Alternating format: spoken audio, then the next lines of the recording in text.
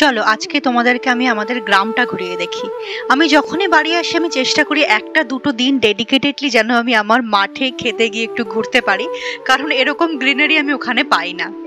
এটা আমার মা, ওই যে লুকিয়ে আছে ওটা আমার ভাই, আর এটা পটলের ফুল। আমাদের যেহেতু পটলের ক্ষেত রয়েছে, তো সেখানে পটলের ফুল ঠাকানোর জন্য পটলের ফুল তুলতে হয় রোজ সকালে। বাট আনফর্চুনেটলি বিগত 10 দিন ধরে এত বৃষ্টি হয়েছে, এত বৃষ্টি হয়েছে, আর বাড়িতে একটা কাজও ছিল, তার জন্য কেউ মাঠে খেয়াল দিতে পারেনি। আমাদের পুরো পটলের জমিটাই শেষ হয়ে গেছে। এত জল জমে গেছে চারিদিক থেকে এসে, যে জল জমে পুরো পটলের ক্ষেতটা নষ্ট হয়ে গেছে। দেখো তোমরা দেখতে পাবে গাছগুলো কিরকম ভাবে নষ্ট হয়ে গেছে, সব মনে হচ্ছে মরে গেছে একদম। আর এই যে আমার পুচকে ভাই সামনে সামনে হেঁটে হেঁটে যাচ্ছে। আর এগুলো হচ্ছে আমার গ্রামের সতেজ সবজি, যেগুলো দেখে আমি যখন বেনারসে ফিরে আসি খুব খুব আফসোস হয় আমার, কেন এরকম পাওয়া যায় না। আর এই যে দেখো এত সুন্দর ল্যান্ডস্কেপ ভিউ। এখন যেহেতু ধান চাষের সময়, সব দিকে ধান লাগানো রয়েছে, চারিদিকে যেদিকেই তাকাবে শুধু সবুজ সবুজ আর সবুজ। এটা পটলের ফুল, পটলের ক্ষেত। আমাদের নয়, এটা আমাদের পাশেরটা। আমাদেরটা তো নষ্ট হয়ে গেছে বললাম। এই যে এটা দেখো এত জল জমেছে, দেখো দেখতে পাচ্ছ আমি একটা সাপ দেখেছি। আমি সাপে প্রচন্ড ভয় পাই, আমি ভয়ে ভয়ে যাচ্ছিলাম যে সাপ না দেখতে পেয়ে যায় রাস্তায়, বাট আমি আলটিমেটলি সাপের দর্শন পেয়েই গেছি। যেখানেই যাই আমি সাপের দর্শন পেয়ে যাই। এই যে এটাই আমাদের পটলের ক্ষেত। একটুখানি পটলের গাছগুলো কিছুটা কিছুটা বেঁচে আছে, বাট বাকি সব খারাপ হয়ে গেছে। এটা উচ্ছে গাছ।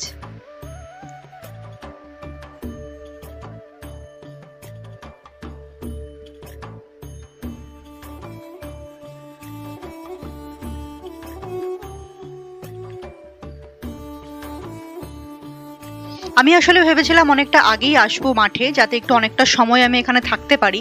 বাট আস্তে আস্তে অনেকটাই বিকেল হয়ে গেছে, সূর্য ডুবে গেছে, তাই জন্য অন্ধকারও হয়ে যাচ্ছে প্রায়। আর আজকে একটু মেঘলাও, যেহেতু বললাম অনেকদিন ধরে বৃষ্টি হচ্ছে, গাছগুলো প্রায় নষ্টই হয়ে গেছে।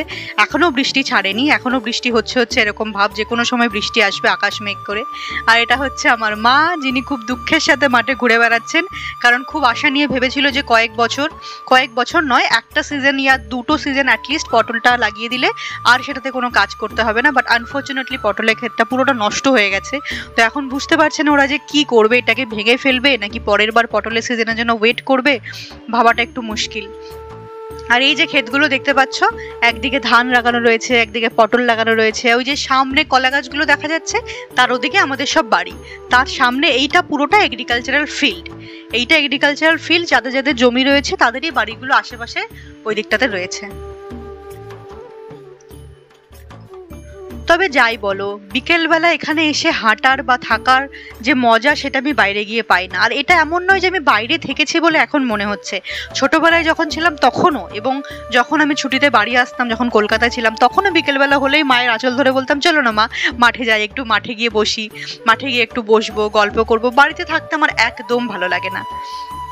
এই যে আমার পুচকে ভাই দেখো, সে কম্পিটিশন করছে, সে অ্যাকচুয়ালি তার ট্যালেন্ট দেখানোর চেষ্টা করছে, পটলটাকে ছুঁড়ে ছুঁড়ে হাতে তুলে নেওয়ার।